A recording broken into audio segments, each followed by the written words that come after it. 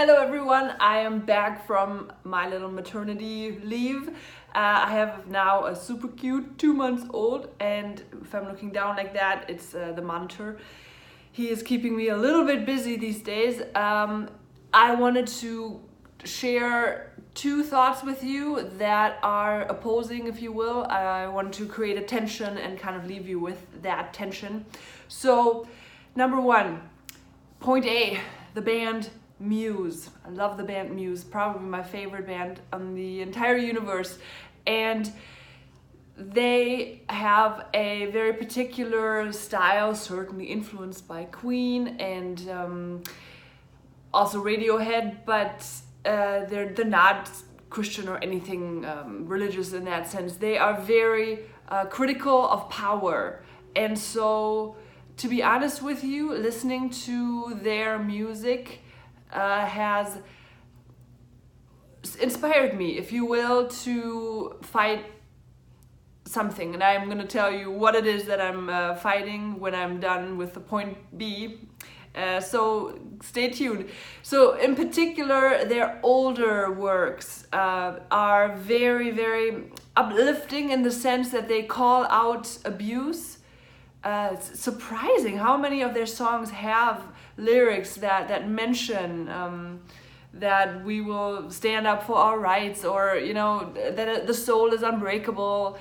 And though that sounds maybe cliche in the context of recovering from spiritual abuse, and I want to even go back a little bit, inspiring you as you are experiencing spiritual abuse, kind of they strengthened something inside of me. And you know what? My cult leaders would have called the thing that they strengthened inside of me rebellion. But I want to call it, if anything, revolution. And what I mean by that is that you can start to stand up for what is right, or at least voice what is wrong. Okay? And in a spiritual abusive setting, you're not allowed to do that. All you get to do is say yes and amen, and the faster, the sooner it's over, and obedience, or God sends you to hell, or whatnot. So that is the way that Muse really strengthened something inside of me that eventually led to me being able to leave. But I wasn't really listening to Muse back in the cult days, just at the very early beginning, and then I wasn't really... We were very clearly told to stay away from anything that's not super Christian, and actually the kind of Christian music they approved of.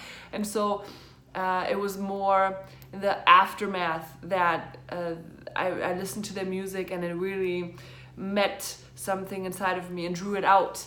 I particularly want to point out the song from one of their very first albums, Showbiz. It's called Hate This and I Love You. Very not famous song, I think, but I love that song. And if there was a karaoke version of it, I would have already brought it to the Legion here, where I sing karaoke every once in a while. But there isn't, because it's not very popular. But that song is powerful. Look it up. Hate This and I Love You. It starts very quiet, but then the voice, the person that is speaking, is developing a sense of strength. So first they're saying, I was born to service you, but I am growing by the hour. And then later they're saying, I was born to destroy you, and I am growing by the hour. So those words, they really spoke to me. But please listen to the end, because I think I have something to say that I don't want you to miss. So let me juxtapose that, or set up this tension to,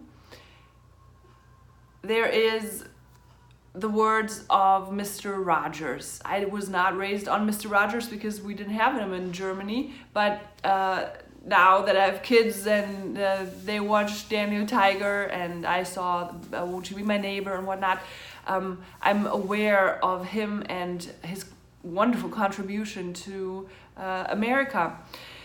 Now, he said that to him, the space between himself and the person that is watching him, that he's essentially interacting with, is sacred space. And I love that. I love that. I heard that in the documentary, and I realized, man, that's exactly what I'm talking about. Sacred space between, not just on TV and then the audience, but sacred space between people. Sacred space, especially between someone that is in some kind of spiritual authority and then the person that is receiving something from that person. And that space is so sacred because it is always such an opportunity for really that I am moment of experiencing something life-giving with God in the mix. Maybe when people don't even know that they're bringing God in the mix. That can happen, I think, without any kind of religious language or official invitation, because God is kind of present, omnipresent. God is kind of all over the place, so he can just manifest between people. I think that's very powerful and beautiful when you experience it.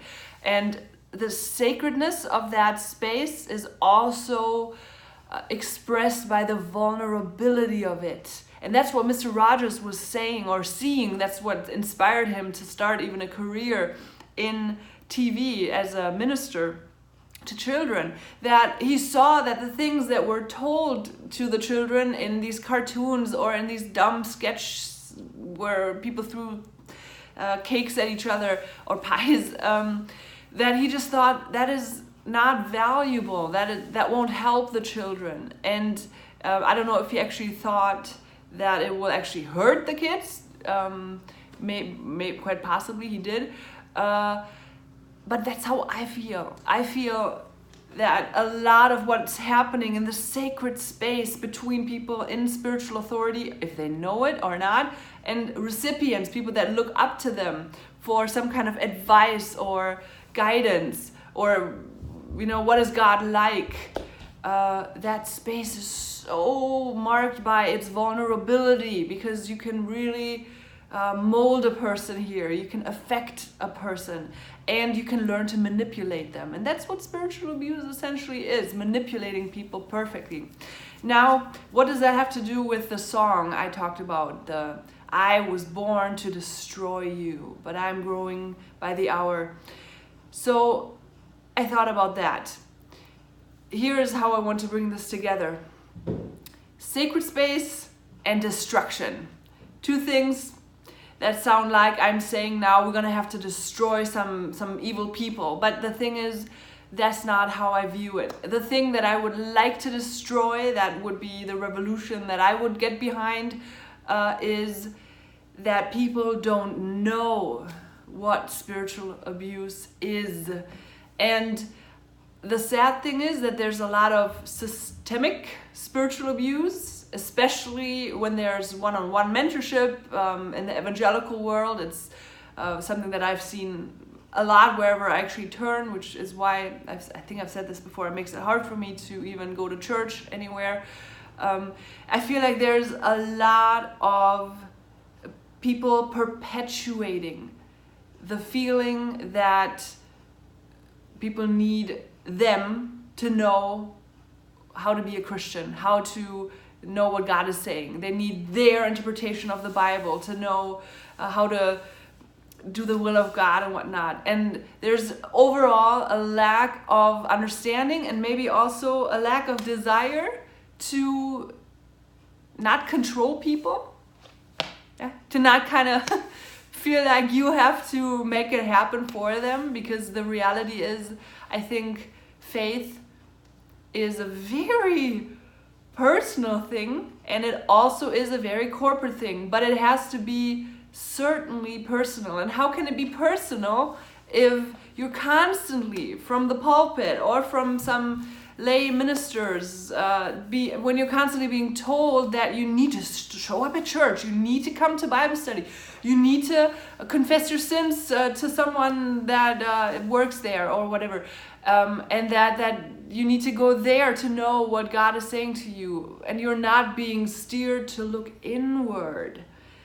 That's really it. And that's why that song is speaking so much to me, this I feel like I'm born to service you. That's what you want from me, but I'm growing, and it's really up to me to decide, will I do what the implication is, which is start to trust myself and maybe even say no to you, and not fear that God will punish me or send me to hell, to the point of saying I'm even going to destroy something, though in the song maybe it is a person that they want to destroy, but that's not how I take it. I take it as that sacred space between people, like Mr. Rogers explained it.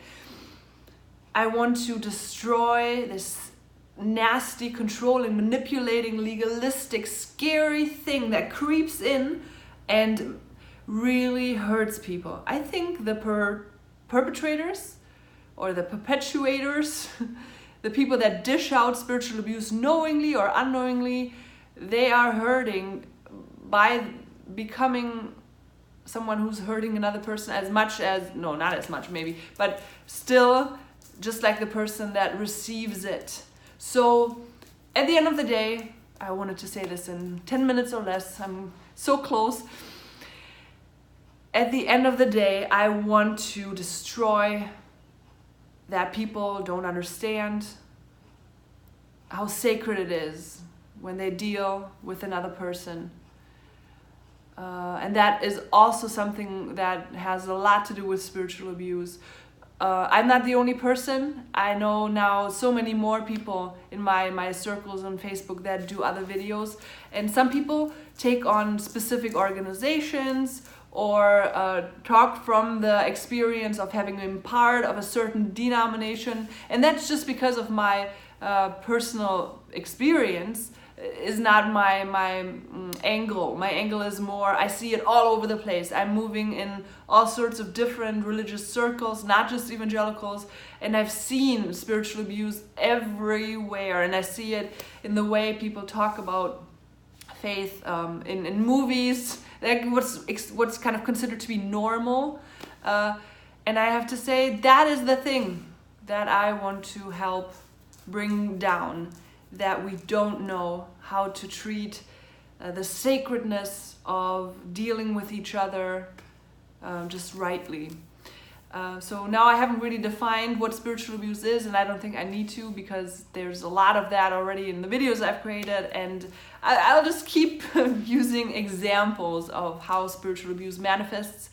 And thanks so much for everyone that has subscribed to my channel. I really do not enjoy asking for it at all. I think you're pretty much aware that that helps the person that makes the videos. I want to let you in on if that's something that YouTube has set up. If you have 1,000 subscribers or more and a certain amount of watch hours, you can monetize your channel, which I'm far away from that yet. I have the watch hours, thank you very much, but I don't have the subscribers, and I'm not thinking that I'll make a fortune with my YouTube videos, but it certainly is a nice idea that could be, I don't know, if it pays for a trip to the grocery store a month, that would be kind of sweet. So feel free to subscribe or not. I'll take it as it comes. And thank you for watching. I'm so glad I get to address you again.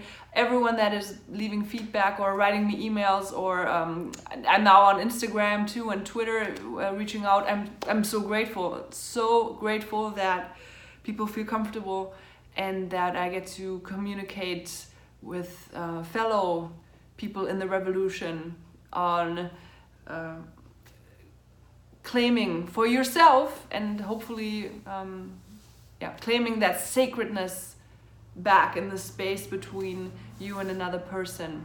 And you can certainly be the person that treats it with appropriate sacredness by not perpetuating the spiritual abuse. And so in my closing word, I want to say that when I realized that spiritual abuse was what I had encountered in Germany, I stepped back from serving I stepped back from doing prayer ministry in churches and whatnot. That had kept me very busy. But honestly, I stepped back to really, really check myself and heal and learn the real deal. And I don't know if I have the real deal, but at least my conscience is at peace here, which to me is my personal guide in that sense, because I believe the Lord speaks to us through our conscience. Okay, with all that, be blessed, and I shall see you next time. Bye.